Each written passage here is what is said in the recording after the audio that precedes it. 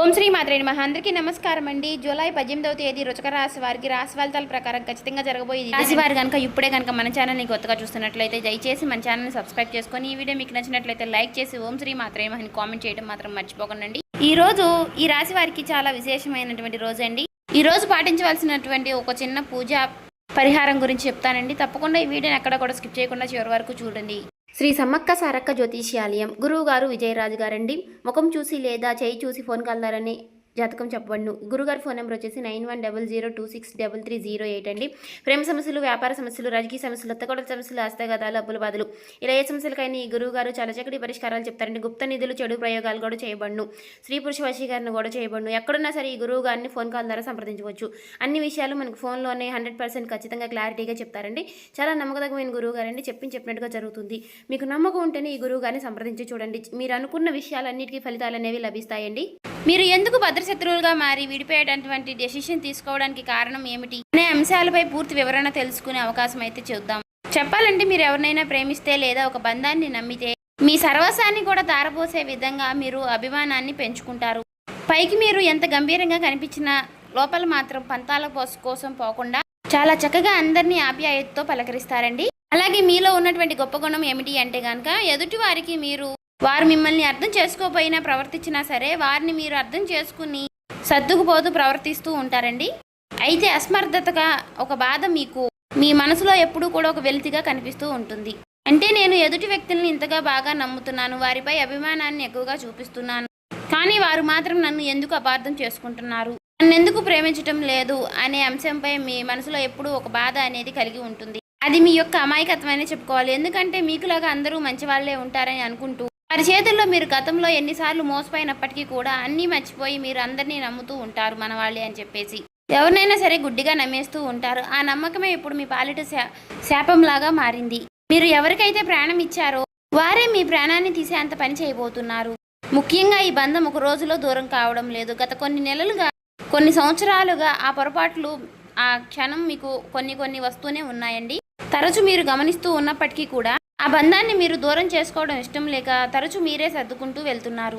అయితే సర్దుబాటు చేసుకుంటూ వస్తున్నప్పటికీ కూడా ఈ రోజు కాకపోయినా ఏదో ఒక రోజు ఆ బంధం అనేది మీ నుండి దూరం అవడం అనేది ఖాయమండి. అంటే మీ ప్రేమను అర్థం చేసుకోవడం లేదు అనేటటువంటి ఒక భావన మీ మనసును చాలా నిరాశకు నెట్టివేయడం, అలాగే మీ విలువను కూడా మీరు తగ్గించుకుంటూ ప్రతి ఒక్క మీ గురించి తెలిసిన వారికి మీరు విషయాలు మీ ఇంట్లో కుటుంబ సభ్యులకి సంబంధించినటువంటి విషయాలు మీ మనసులో మీరే చాలా నలిగిపోతూ వస్తున్నారండి. అంతా బాగుంటుందిలే, అంతా సమృద్ధిగా నయమవుతుందిలే, మేమంతా కలిసి బాగుంటామని చెప్పేసి మీరు ఆశించారు. కానీ అవతల వ్యక్తిపై మనసులో ఉన్నటువంటి మీ పైన ఉన్నటువంటి ద్వేషం, స్వార్థం పూర్తిగా ఎక్కువైపోయింది. మీరు మౌనంగా ఉన్నప్పటికీ కూడా వారు మిమ్మల్ని ఎక్కువగా చులకనగా చూడడం అనేది మొదలుపెట్టారు. అయితే రేపటి రోజున పరాకాష్ఠకు చేరబోతుందనే చెప్పుకోవచ్చు. ఎందుకంటే ఈ రోజు ఆ షాకింగ్ క్లైమాక్స్ ఏదైతే ఉందో అది ఇప్పుడు మనం పూర్తిగా తెలుసుకుందామండి. ఈ రోజు 8 గంటల 10 నిమిషాల లోపు ఆ బంధం మీ నుండి ఎలా దూరం అవుతుంది అంటే ఇది మీరు ఊహించని విధంగా ఒక ట్విస్ట్ లాగా జరుగుతుంది. అంటే మీ యొక్క ఆత్మమిత్రులు ఎవరైనా కావచ్చు, మీకు బాగా తెలిసినటువంటి ఒక స్నేహితుడు, ఒక స్నేహితురాలు, అలాగే మీరు ఇన్నాళ్లుగా మీరు ఆరాధిస్తున్నటువంటి ఒక ప్రేమ బంధం కూడా కావచ్చండి. ఈ రోజున 8 గంటల తర్వాత మీరు ఒక నిజాన్ని అయితే తెలుసుకుంటారు. ఆ వ్యక్తి ఇన్ని రోజులుగా మిమ్మల్ని వాడుకుంటున్నారని, కేవలం లేదా మీ వెనకాల గోతులు తవ్వుతున్నారని కొన్ని సాక్ష్యాలతో సహా మీకు పూర్తిగా అర్థమవుతుంది. భిన్నంగా చెప్పాలి అంటే ఒక ఫోన్ కాల్ కానీ లేదా ఒక వ్యక్తి ద్వారా మీకు తెలిసేటటువంటి ఒక విషయం వలన ఆ మాటల యుద్ధం అనేది మీకు అలా జరుగుతూ ఉంటుంది. ఆ వాదన మీకు ఇంకా ఎలా ఎక్కువైపోతుంది అంటే ఇకపై మీ ముఖం నాకు చూపించవద్దు అనే స్థాయికి వెళుతుంది. ఇలా మీరు ఒకరికొకరు అనుకుంటూ పూర్తిగా ఆ బంధానికి స్వస్తి పలికేలాగా ఉంటుంది. మరి 8 గంటల 15 నిమిషాల తర్వాత మీ జీవితంలో ఇది ఒక చేదు జ్ఞాపకం లాగా కూడా మిగిలవచ్చు. ఎందుకంటే మీరు ఇన్ని రోజులు కూడా చాలా భరిస్తూ వచ్చారు. ఈ రోజు కాకపోతే ఏదో ఒక రోజు వారిలో మార్పు వస్తుంది అనే విషయంలో మీరు బలంగా నమ్మారండి. కానీ మీ కృషిని మీరు ఇన్నాళ్లుగా చాలా ఓర్పుగా గ్రహించారండి. కానీ వారు మాత్రం మీకు వారి వైపు నుంచి ఎటువంటి విలువ ఇవ్వడం లేదండి. ప్రతి విషయంలోనూ కూడా వారు మిమ్మల్ని ఏదో ఒక విధంగా కిందకి లాగాలనే చూస్తున్నారు. కానీ మీరు మాత్రం తట్టుకోలేకపోయారు. అయితే దీనికి కారణం కూడా లేకపోలేదండి. అయితే దీనికి కారణం ఏమిటి అంటే ఒక మధ్య వ్యక్తి చేసినటువంటి నమ్మక ద్రోహం అని చెప్పుకోవాలి. అంతటికీ కారణం ఏమిటంటే డబ్బు, ఈర్ష్య, మీరు బాగా పైకి వస్తున్నారనేటువంటి ఒక కారణం కూడా అయి ఉండవచ్చు. అయితే వారికంటే మీరు బాగా సెటిల్ అవుతున్నారో అనో లేదంటే మీకు వచ్చేటటువంటి మంచి పేరును చూసి తట్టుకోలేక మీరు ఎవరికైతే కష్టకాలంలో అండగా నిలబడ్డారో వారే తిరిగి మిమ్మల్ని గుండెల మీద తన్నడం, ఇదంతా తిరిగి మీరు తిరిగి మీ మనసుకు చాలా లోటైనటువంటి విషాదాన్ని కలిగిస్తుంది. అయితే ఆ వ్యక్తి మీ పతనాన్ని కోరుకుంటూ కొంతమంది శత్రువులతో సైతం చేతులు కలిపి మీకు అలాగే మిమ్మల్ని మీ మనసుతో ఆడుకోవడానికి అయితే మీరు గుర్తుపెట్టుకోండి. మీరు బాధపడాల్సిన అవసరం అయితే లేదండి. అన్నీ కూడా ఫేస్ చేస్తూ మీరు ఉంటున్నటువంటి ఒక గొప్ప వీరులుగా మిమ్మల్ని చెప్పుకోవచ్చు. చిన్నప్పటి నుంచి కూడా ఎన్నో బరువు బాధ్యతలు మీరు మోసారు. కష్టం విలువ కూడా మీకు బాగా తెలుసండి. ఎప్పుడు ఏ విషయంలో ఏ సమయంలో ఏ సమన్వయ భాగంతో ఉండాలి అనే విషయాలపై మీకు బాగా అవగాహన కూడా ఎక్కువగా ఉంటుంది. ఏ కష్టాన్ని ఎలా ఎదుర్కోవాలి అని చెప్పేసి ఫేస్ చేయాలి, ఏ సమస్య వస్తే దాన్ని ఎలా ఎదుర్కోవాలి అని చెప్పేసి అనే అంశాలపై మీకు బాగా అవగాహన ఉందనే చెప్పుకోవాలండి. కాబట్టి ప్రతిదానికి కూడా మీరు కృంగిపోవడం, బాధపడడం ఇటువంటివి చేయకండి. గడిచిపోయినటువంటి కొన్ని సంవత్సరాలుగా ఇవన్నీ కూడా మీరు ఎలాగో అనుభవించేశారు. కాబట్టి ఇవన్నీ విషయాల్లో రానున్న రోజుల్లో మీరు దేనికి బాధపడరు, భయపడరు అండి. మీకు అత్యంత ప్రేమకరమైనటువంటి బంధాలు చాలా మీ చుట్టూ ఉన్నప్పటికీ కూడా వారిలో ఎక్కువ ప్రేమకరమైనటువంటి బంధాలు ఎవరు అని చెప్పేసి వారిలో మీరు తెలుసుకోలేకపోతున్నారండి. గుడ్డిగా కొంతమంది వ్యక్తుల్ని నమ్మి వారి నిజమైన ప్రేమ లేదా అని తెలుసుకోలేక వారితో మీరు అందరూ నా వాళ్ళే అని చెప్పేసి ఎక్కువగా వారిపై మీరు ప్రేమ అనుభూతులు కురిపిస్తూ ఉన్నారు. వారి మీద ఒక నమ్మకాన్ని కలిగి ఉంటున్నారు. కానీ ఈ రోజున మీరు వారి వలన కొన్ని ఎదురు దెబ్బలు తినే అవకాశాలు అయితే కనిపిస్తున్నాయండి. వారి వలన కొన్ని సమస్యలు ఫేస్ చేయాల్సినటువంటి అవకాశాలు అయితే కనిపిస్తున్నాయండి.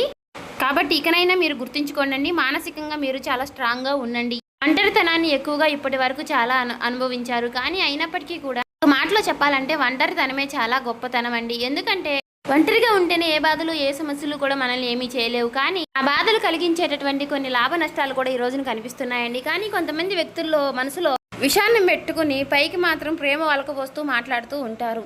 ఇటువంటి వారితో మీకు ఉన్నటువంటి ప్రేమానుబంధాలు తెగతింపులైతేనే మంచిది. కాబట్టి ఇది పెద్దగా మీకు నష్టమైతే కానే కాదండి, ఉపకారమే ఆ భగవంతుడు మీకు చేయబోతున్నాడు. కాబట్టి అపకారం అయితే మీకు జరగలేదు. కాబట్టి ఆ బంధాన్ని మీరు దూరం చేసుకోవడం ఈ రోజున మీకు కొంచెం బాధగా అనిపించినప్పటికీ కూడా, మీ మనసు కుంగిపోయినప్పటికీ అనిపించినా కూడా మీరు కొంచెం బలంగా ఉండండి. అలాగే ఈ రోజున మీరు తప్పకుండా మీకు ఈ రోజు చాలా విశేషమైనటువంటి రోజండి. ఈ రోజు మీరు సూర్యారాధన చేసుకోండి.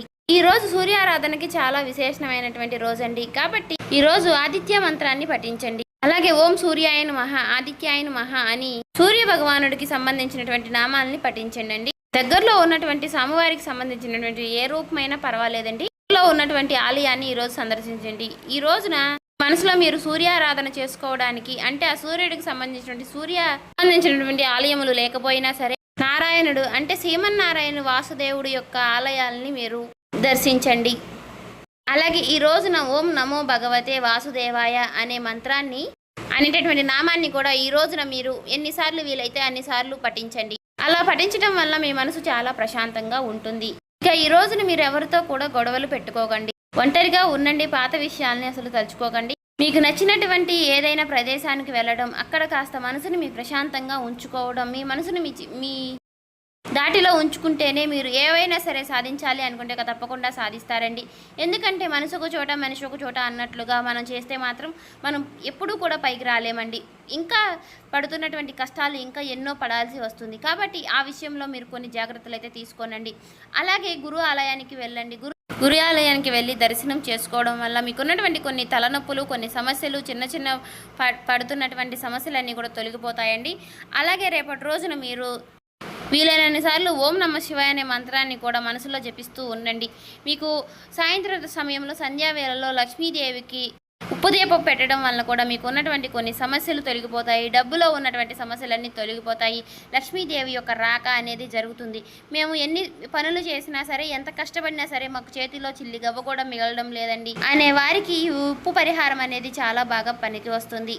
అలాగే మీరు గుమ్మం బయట వైపు కుడివైపున ఎద్దు పటం ఉన్నటువంటి ఒక ఫోటో ఫ్రేమ్ని మీరు గుమ్మం బయట కుడివైపున పెట్టుకుంటే మాత్రం లక్ష్మీదేవి యొక్క రాక అంటే మనకి ఎద్దుని గోమాతని అని పోలుస్తారు కాబట్టి మీకు లక్ష్మీదేవి యొక్క రాక అనేది జరుగుతుంది. ఇంట్లో ఉన్నటువంటి నెగిటివిటీ అంతా పోతుంది, పాజిటివిటీ పాస్ అవుతుంది. సో చూశారు కదండి, ఈ వీడియో నచ్చినట్లయితే ఓం శ్రీ మాత్రే నమః అని కామెంట్ చేసి ఇంకా మన ఛానల్ని సబ్స్క్రైబ్ చేసుకొని వాళ్ళు ఉంటే దయచేసి సబ్స్క్రైబ్ చేసుకుని మాకు సపోర్ట్ చేయడం మాత్రం మర్చిపోకండి. అలాగే మీరు ఈరోజు చేయవలసిన పూజా విధానము, పాటించవలసిన పరిహారాలు, అనుకూల సమస్యలు, అననుకూల సమస్యలు ఏ విధంగా రాబోతున్నాయి, ఏ విధంగా మనం నడుచుకోవాలి అనే విషయాలపై మీకు పూర్తిగా అవగాహన వస్తే మాత్రం ఖచ్చితంగా గమనించండి. మేము ఇదైతే కల్పితంగా చెప్పింది అయితే కాదండి. మీ రాశి ఫలితాల ప్రకారం మీకు సంబంధించినటువంటి కొన్ని పరిహారాల గురించి అయితే కూడా చెప్పాం కదండి. మీరు ఖచ్చితంగా వాటిని కనుక పాటిస్తే మాత్రం మీకు ఉన్నటువంటి సమస్యలు కూడా తొలగిపోయే అవకాశాలు అయితే కనిపిస్తున్నాయండి. ఒకే మొత్తంలో మనకి పెద్ద ఆస్తులు వచ్చి పడాలి, పెద్ద డబ్బు ధనాలు వచ్చి పడాలి అనుకుంటే మాత్రం అవ్వదండి. ఏదైనా సరే మనం కష్టపడే కొద్దిగా మనకు చేతికి వచ్చే అవకాశాలు కనిపిస్తాయి. కాబట్టి మనం తక్కువ కష్టపడి ఎక్కువ సంపాదన రావాలి, ఎక్కువ మనం ధనవంతులు అయిపోవాలి అనుకుంటే మాత్రం కుదరదండి. ఈ రోజులు బట్టి ఎవరితో ఎలా ఉండాలి అనే ఒక విషయం కూడా మీరు బాగా గుర్తుపెట్టుకోండి. అందరూ మన వాళ్ళని నమ్మేసి మాత్రం అందరికీ చెప్పకండి.